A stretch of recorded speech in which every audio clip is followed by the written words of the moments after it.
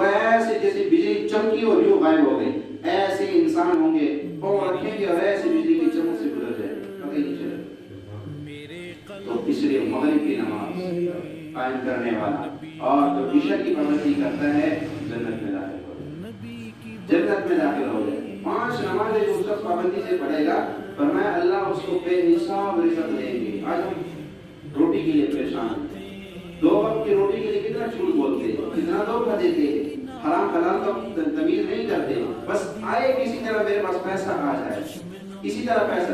اچھا اتنے سارے غلط طریقوں سے پیسے کما کر پھر کیا ہوتا ہے؟ اس میں برکت اللہ دے تو دیتا ہے، ٹھیک ہے، تم بھاگ رہے ہو دن رات محنت کر رہے ہو، اللہ تمہاری محنت ضائع نہیں کرے گا، تو اس میں سے برکت نکال دے کہ میرے حکموں کو توڑ کر مجھے ناراض کر کے پیسہ کماؤ گے اور سکون پاؤ گے، یہ نہیں ہو سکتا ہے، یہ ہو ہی نہیں سکتا کہ مسلمان ہو، اللہ اور اس کے رسول کا ماننے والا ہو اور غیر طریقوں پہ کامیاب پیسے کمائے کہ حرام حلال کی تمیز نہ کرے اور کہے میں سکون کی زندگی گزار لوں۔ اللہ کہتا ہے نہیں، پیسہ میں دے دوں گا، بڑا گھر دے دوں گا، بڑی گاڑی دے دوں گا، نوکر دے دوں گا، تیری زندگی سے سکون عافیت برکت چھین لوں گا، بس یہ 3 چیزیں تیری زندگی سے چھین لوں گا کہ تجھے خوش نہیں ہوگی۔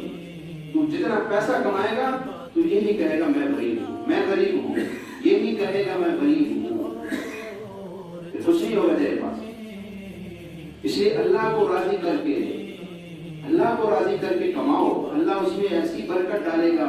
ایک شخص کہنے لگا میرے ابا بڑے عہدے پہ تھے، اتنا پیسہ کمایا، اتنا پیسہ کمایا، لیکن حضرت وہ پیسہ پتہ ہی نہیں چلا، ایسے اڑ گیا، ایسے اڑا کہ پتہ بھی نہیں چلا کہ ہم بھی امیر تھے۔ کیوں؟ وہ پیسہ نہیں جہاں سے آیا تھا وہ راستے ٹھیک نہیں۔ اس لیے کبھی بھی کمائی میں غلط راستے اختیار نہ کیجیے، اپنی کمائی میں اللہ سے برکت مانگا کرے، عافیت مانگا کرے، تھوڑا ہو برکت والا ہو، تھوڑا ہو برکت والا ہو، پھر وہ جو برکت والا ہوگا وہ عدالتوں میں، کچہریوں میں، تھانوں میں، ہسپتالوں میں نہیں لگے گا، وہ مسجدوں میں لگے گا، وہ مدرسوں میں لگے گا، وہ غریبوں پہ لگے گا، وہ کسی کے دل سے تمہارے لیے دعائیں نکالنے پہ لگے گا، پھر اللہ اس کے لیے تمہیں تر تر مجبور نہیں کرے گا۔ اس لیے برکت والا پیسہ اللہ سے، اللہ ہمیں برکت والا دے دے، ہم پہ برکت کے دروازے کھول دے اور اس کے حلال کے۔